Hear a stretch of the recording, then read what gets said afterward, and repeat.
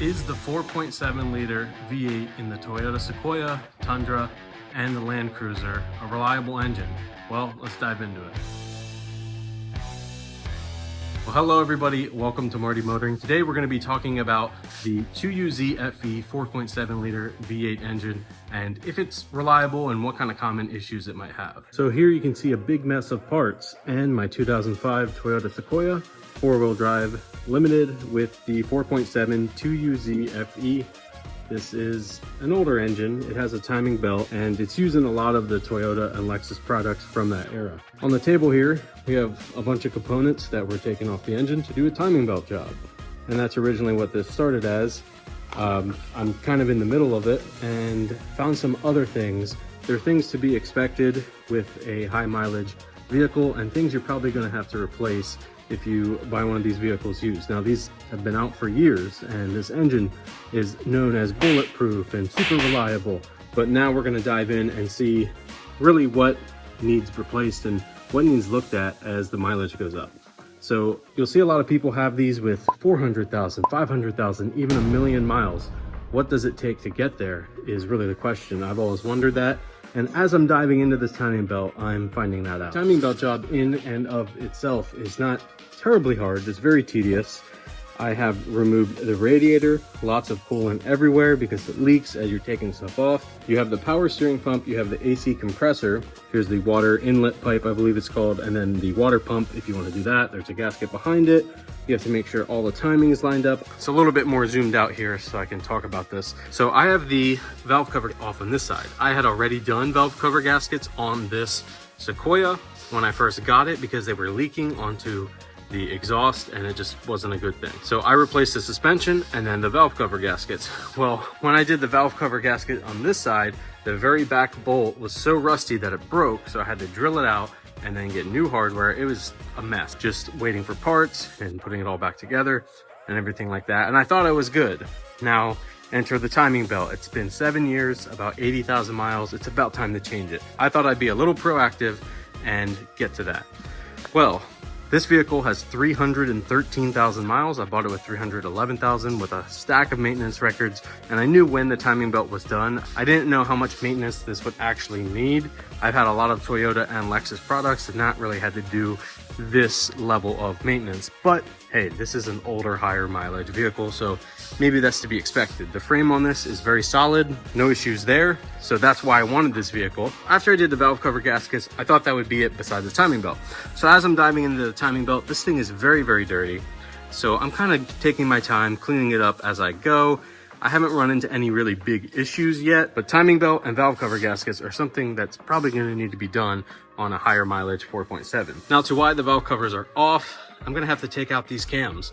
Here is the exhaust cam, here is the intake cam, and there's a very special procedure to do this. I don't want to screw it up. I'm kind of double checking every step of the way because this is my first time doing it. But so pretty much the cam seal here over time gets really hard. You can see it's hard and it'll start chipping if I really go at it. That gets hard and it stops working, so oil leaks. And I had a big leak here and I thought it was the valve cover gasket. I mean, some of it was, but it was leaking out of this area, which was the cam seal. So here is the seal. There's a piece that goes over this. You can see it here, and that has your timing belt marks and everything on. So this engine's a little scary because if you mess up the cams and the timing, it's not going to run right and you got to pretty much redo everything you did. It's very, very specific engine, so it does have a lot of maintenance. That is the unfortunate part that seems like most people don't talk about. While I'm at it, I'm going to be doing spark plugs as well because that's something I didn't do the first time when I did the valve cover gaskets. I've only driven this thing 2,000 miles since I got it, so I'm still in the process of repairing stuff. Then you have the brake booster. That is known to go bad. They're $700 new and hard to find. I found that from a pick and pull for like 120 bucks or something like that. So that is working nicely now. I'm hoping nothing goes wrong with the ABS or power steering. I don't see any leaks at this moment, but we'll keep an eye on that. With these VVTi ones, there is a service bolt that needs to go into the cams to remove them. So I'm gonna need to get that, take the cams out, replace the seal, put it back in, make sure the timing's all correct, and then put back together the timing belt and all these components. All that to say that this is a reliable engine. You just have to maintain it. And there might be some hidden things or things that happen along the way, especially with the higher mileage, that are gonna come up. Especially this is a 2005, 300,000 miles, 313,000 miles. That's a lot of mileage, even in 18 years. Over time, seals just go and you have to replace them. And with an engine with a timing belt, it's just something you're gonna have to replace every 90,000 miles. That a lot of people might not think about, and that's just the engine. There's also some other things. So this is my little work area. It's kind of where I've been working on this thing for a week now, just waiting on some parts. But another thing I wanted to mention was the lower ball joints. I have replaced them on this, and I have a move set, and I decided I wanted to go OEM just because of talking to other people. So I have an OEM set here. They are known to fail and cause pretty catastrophic failure. It pretty much takes out your whole steering knuckle, and it's just not a good time, and a lot of things can break in that process, so it can be an expensive repair. So that's something to be fixed. And I've been in the Sequoia forum for a while now, and everybody's always like, lower ball joints, timing belt, and valve cover gaskets, cam seals. So there's a lot of little things besides the rust on the frames you gotta look for in these, but they are an older vehicle, like I said, so that's just kind of bound to happen, especially in the northeastern states. This is actually pretty good. I mean, there's some rust on it, but the frame is super solid. It was redone by Toyota in 2016 when the timing belt was done. I have Bilstein 5100s all the way around, so it rides pretty nice, and the interior is great shape.